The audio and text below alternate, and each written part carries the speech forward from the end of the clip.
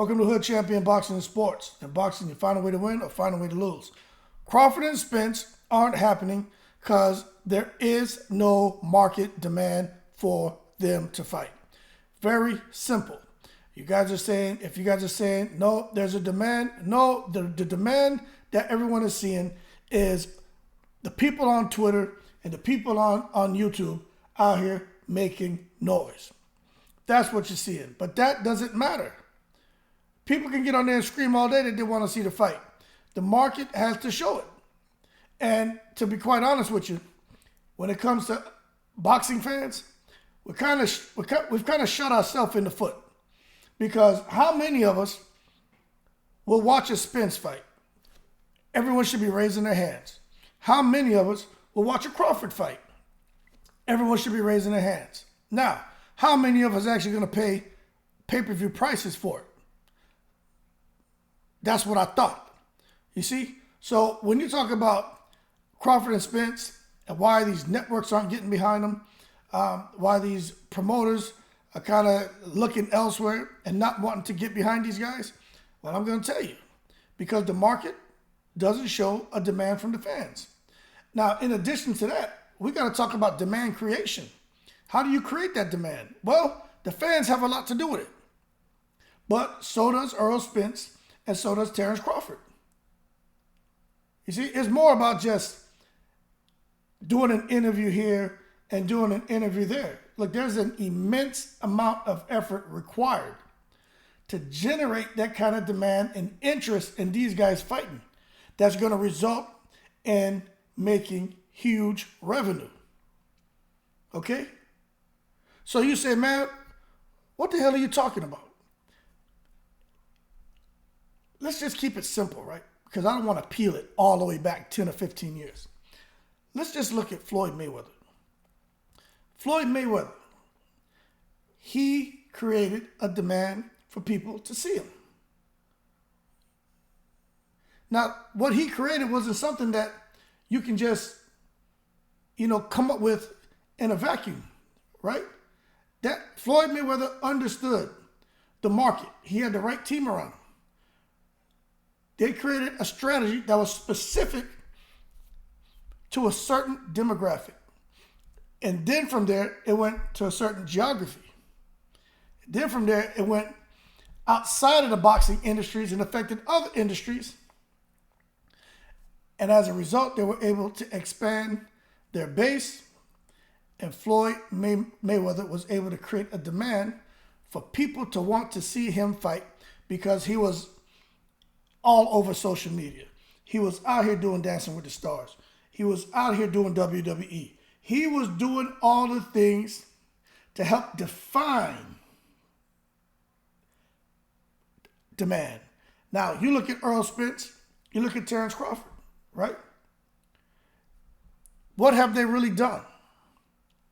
And I get it. Everyone's personality is different.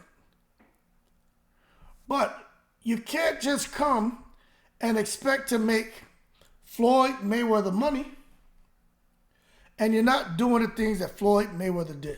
I'm going to tell you right now, what Floyd Mayweather did, it takes a special person, man. Like, you really have to have thick skin and have a whole lot of decaf, don't give a you-know-what. Because you make yourself vulnerable, man.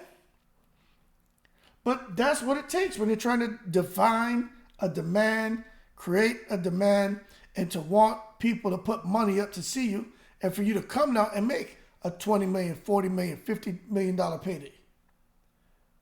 For fans to finally say, you know what? We want to pay our money to see this person. Because Floyd Mayweather, he created a persona. And I'm going to tell you right now, man, some of you guys are going to understand this, but you don't. But you have to be able to understand the market and sales. And before you create a persona like what Floyd Mayweather did, you have to understand that. You got to understand like the competitive differentiators, looking at what Mike Tyson was able to do, De La Hoya was able to do. Taking a look at Sugar Ray Leonard, the Durans, the Hearns, taking a look at those guys who are pay-per-view stars previously and understand this worked for this person, this worked for that person, this didn't work, okay? And then you sit there and learn from that, and then you employ it. So when you look at Leonard Ellaby, you look at Espinoza, even Al Heyman, right? You even look at Bob Arum when he had Crawford. You even look at Eddie Hearn. We know Eddie Hearn would jump. He will jump with the quickness at an opportunity to make some money, won't he? But not even Eddie Hearn will jump at it because they understand the market and they understand the demand.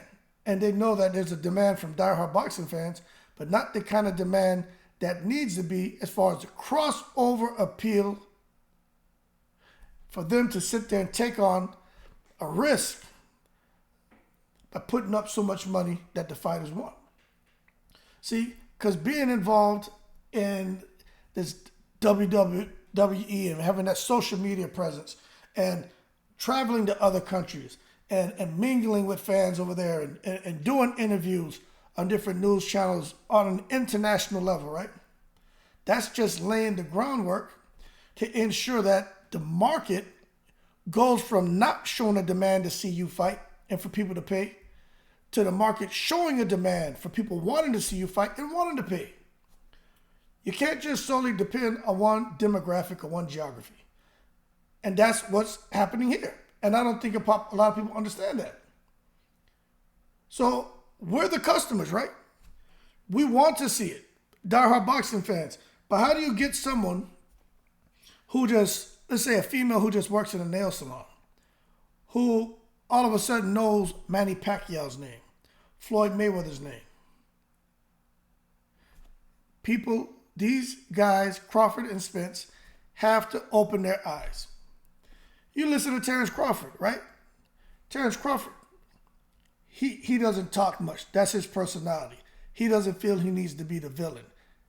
Okay, no problem. You don't have to be the villain to open your mouth. But he won't do it. Bob Arum had a huge issue with that. No one, outside of the diehard boxing community, no one really knows Terence Crawford. Errol Spence. Let's just be real. Outside of, the boxing world and maybe some of the other combat sports, but really, who really knows Errol Spence? I think Errol Spence's profile probably a little bit bigger than Terence Crawford's because, Errol Spence is in Dallas, Jerry Jones, he's done a couple events up there, and it's growing. And Terence Crawford, his profile is growing as well. But at the end of the day, you could have gone anywhere and known who the hell Manny Pacquiao was. Go anywhere and knew who the hell Floyd Mayweather was.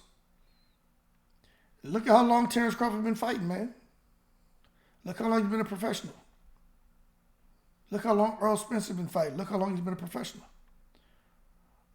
But really, look at how long the two of them have chosen not to expand their brands. That's problematic. And that doesn't help anyone who wants to put that fight on, but knows that the kind of money they're going to want, they just can't do it. So there's got to be more of a focus when it comes to a guy like Crawford, Spence, and all boxers, but even the guys who are putting up the money for the event. There has to be more of a focus on creating the demand by driving awareness and engagement. And when I say awareness, fighter awareness. Hey, fella, you want to make X, Y, and Z, right? These are the things you have to do. If you can't do that, you'll never get there. You see, they should thank Floyd right now. Because the kind of money, opportunities that are there, it really wasn't there like that before Floyd came out here and, broke the bank. Talking about engagement. They have to understand that. If you want to create a demand for people to watch you, you got to be more engaging at all levels. That's why the persona is so important. And when you're talking about guys who are looking to spend their money, that's us. We're the buyers, right? We're kind of going along this journey with them. But we're not stupid either. But we want to know more about these guys. We want to see more about these guys. Now, there are a lot of people who become fans of boxers not because, oh, we like watching the sport. There's something they say or they share that locks in with people. You think about some of these songs, these guys out here, whether it's rap, country music, R&B. Sometimes the lyrics of a song can get somebody's attention, and now they have a fan because they can relate to the lyrics in the song. Sometimes you'll get someone out here who you probably didn't like. You see them, they're an entertainer, they're famous or whatever it is, but then you get them to kind of strip away the costume, strip away the character, and you get them for who they are in organic form, and they talk. And you're like, man, I like him, I like her, I can identify with that. And then they gain a fan. And now if they go out there and they have a movie or they have a concert, someone's willing to pay money for that ticket. Same thing here with these damn boxers. Errol, Spence, Terence, Crawford, all of them. Open your mouth and talk. People want to hear. But when you open your mouth and talk, just kind of be careful with your delivery, because that's another way to make people kind of really back away even further from you, because not everybody wants to hear. We want to hear the truth. We want to know you. But the delivery matters. So you got to be careful. They have to be careful, in my opinion, how they deliver it. But you can't just have one event and think that's going to work. You have to be consistent. You have to be dedicated. And Errol, Spence, and Crawford, they haven't been when they get in the ring. As far as their performances, look, these guys are great at what they do. But there's a lot of boxers who are great at what they do. The best fighter doesn't win. It's the fighter who boxes the best on that night. And that's what these guys need to understand. Now, that target audience that these promoters are looking at when they're talking about the market's not showing the demand from the fans, that's important.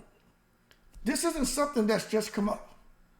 You understand? This isn't just come up on different websites, social media pages. This is stuff that's been distributed for years when it comes to how to grow your platform and profile like Floyd Mayweather. How did he do it? He talks about it. But the one thing he says is he has a good team. Now let's look at Terence Crawford. This man bouncing all over the place. Terence Crawford doesn't have a good team. I don't even know if he has a team. But we know he's been inconsistent. And right now, what Terence Crawford is trying to do is guide his career the best he can. But as a result, he's not really creating that demand to where somebody would want to really distribute his fights. Somebody would want to help to try to develop his career. He's out here, he can fight anyone he wants on BLK Prime. And they're going to pay him a certain amount of money. But to get to the 20, 30, 40 million mark, he'll never get there. BLK Prime, I don't know what kind of money Crawford's going to make next, but he's just not going to get there. And then you look at what's going on with Errol Spence. You talk about creating a demand, what PBC and Al Heyman's doing. You're talking about trying to define him and help him figure out his persona, trying to develop and grow his profile. And then coming here now and figuring out how to distribute with Errol Spence. Same thing. Errol Spence not going to get to no 20, 30, $40 million mark unless he's out here doing the things like what Floyd Mayweather did. I'm not saying the exact same. What I'm saying is getting uncomfortable. You have to get uncomfortable. And it goes back to the example I gave when you got these different musicians or actors or entertainers and people who don't know them and probably don't think anything about them. But then when they start to peel the layers back, do more interviews, more FaceTime, getting out there, not just focusing on things stateside or in their local cities, getting the hell out, traveling around the United States, getting outside the United States, traveling on an international scale. And whenever there's an opportunity, a media opportunity, be smart, but then take it. And now you see people starting to know who you are, identify with you, and now they want to pay to see you or to support your events. Not even because they like the sport or they like the movie or they like songs. They just understand you and they like you, and it makes them want to come out and support you. But you know what, man? At the end of the day, listen, I can do these videos. More than likely, Terence, Crawford, and Errol, Spence, they're not going to watch this. Half of you who are watching it, who clicked on this video, well, I'm going to say this, half of the people who clicked on it, they probably already clicked off the crap because I'm not here ranting and raving and cussing and being ignorant. Because that, unfortunately, is what a lot of these people want to hear. And those are the same people with that mentality who refuse to put a demand on the market and to meet that demand on the market and spend their money for these pay-per-view events. Those are the ones that are going to go out there, man, and illegally stream it. And yeah, I can't knock everybody, man, for having a Fire Stick. You know what I'm saying? Shit, I got a Fire Stick. But at the end of the day, there are some things that I will pay my money for. Now that I have a much better understanding at how all of this works. Look, this is just basic demand creation, man. And these guys don't understand, and I don't even think their teams really understand how to successfully, enact that. And it could be that they do know, but you can't, look, you can lead a horse to water, you can't make him drink. You can't make Errol Spence go out here and make himself uncomfortable and do interviews. You can't organize a dog and pony show to travel to several countries and everything. The only time you really see these guys traveling to other countries and stuff like that is when they're trying to promote a fight. But a lot of that kind of stuff needs to happen when there's downtime. Don't just do it when there's a big fight. Do it during the downtime. Go on out there. Do the dog and pony show. Be involved. Go out here, which a lot of them do. Going out here to overseas and to these deployed locations with the military and going out there on these humanitarian missions, going out there, expand your brand, get involved. See, that's how you get the market to show a demand from the fans. But at the end of the day, it's a bit of work. It's not easy. But when you increase your return on investment because you've chosen Crawford, Spence, to step outside of your comfort zone and kind of really pay attention to probably the most successful pay-per-view fighter that we've had in boxing, Floyd Mayweather. When you decide to sit back and kind of pay attention and understand the lessons learned, I think it's only then where you'll see these guys go from just being great fighters to being pay-per-view prospects. And they can increase the demand from the market to want to watch them fight. And I definitely think that will pay off. But that being said, y'all keep cool. Don't get mad at Crawford. Don't get mad at Spence. It doesn't matter how much we say we want to fight. Doesn't matter how much they say they want to fight. If the market doesn't show a demand, it does not matter what Twitter and YouTube and everyone on there screaming for the fight. Means nothing. At the end of the day, it is what it is. That being said, y'all keep cool. Shout out to the veterans. All 7 continents. I'm in the breeze.